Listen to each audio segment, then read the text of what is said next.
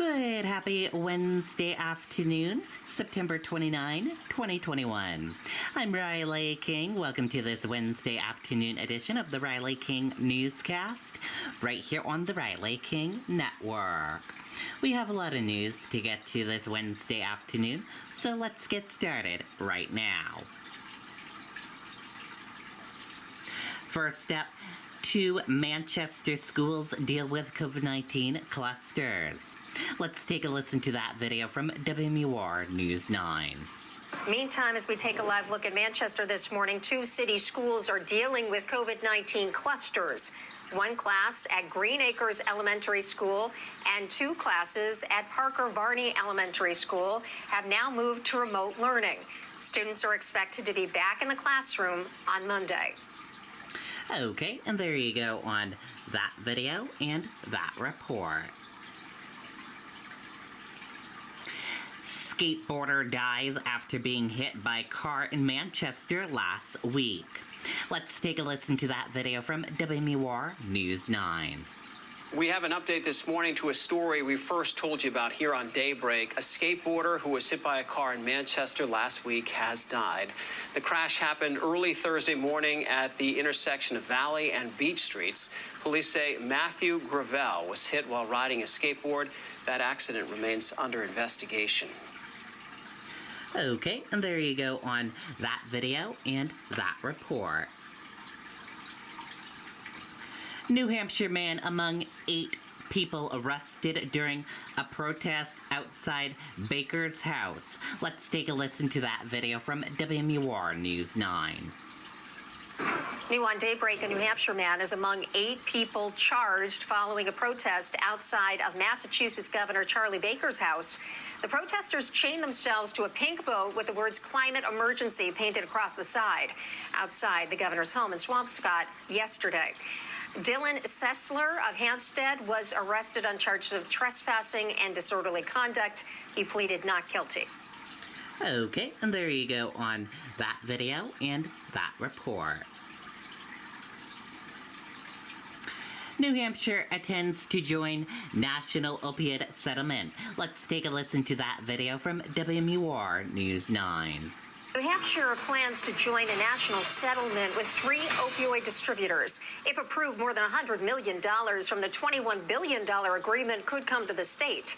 That money will help address the effects of the opioid crisis. The Attorney General's office says that several cities and towns are also eligible to join the settlement, even if they have their own claims against these distributors. Okay, and there you go on that video and that report. Rep. Liz Cheney to be featured speaker at NACI's Loeb First Amendment Award in November. Let's take a listen to that video from WMUR News 9.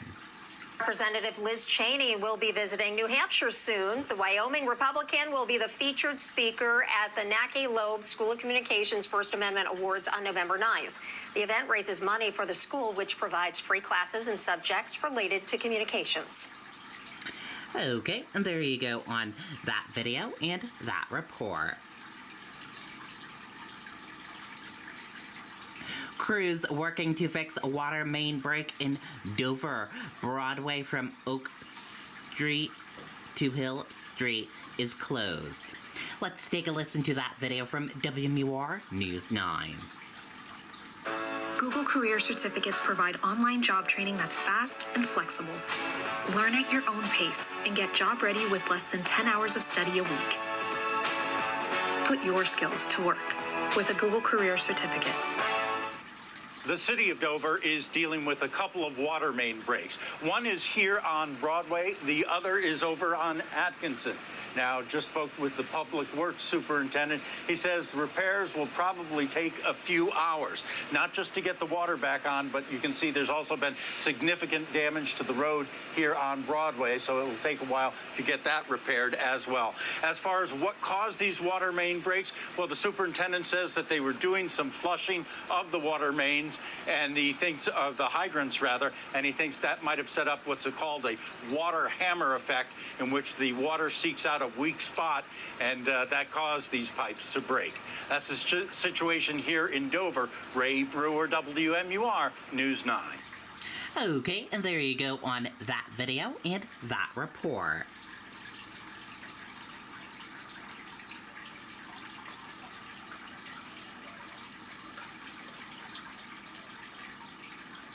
Congress scrambles ahead of a government shutdown deadline. Let's take a listen to that video from ABC News. Go to Washington now in the looming government shutdown. The deadline is Friday. The party's at stalemate as Fed Chair Janet Yellen is warning about the catastrophic consequences of America defaulting on its debt in the coming days. Our congressional correspondent Rachel Scott is on Capitol Hill with the latest. Good morning, Rachel. George, good morning. This is coming down to the wire. Democrats are scrambling to find a way to avoid a government shutdown. It is just 48 hours away.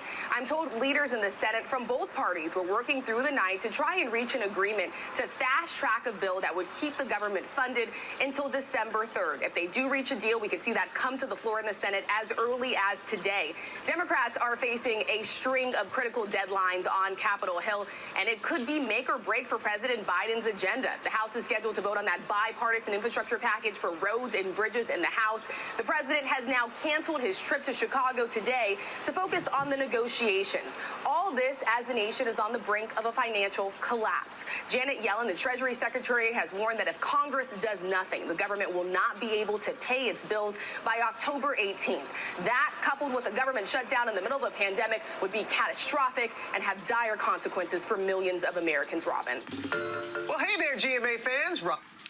Okay, and there you go on that video and that report. That does it for this afternoon edition of the Riley King Newscast right here on the Riley King Network. I hope you all have a great rest of your afternoon, and I'll see you back here tomorrow for another newscast. Enjoy the rest of your Wednesday, everyone. Thank you for tuning in and watching. Goodbye.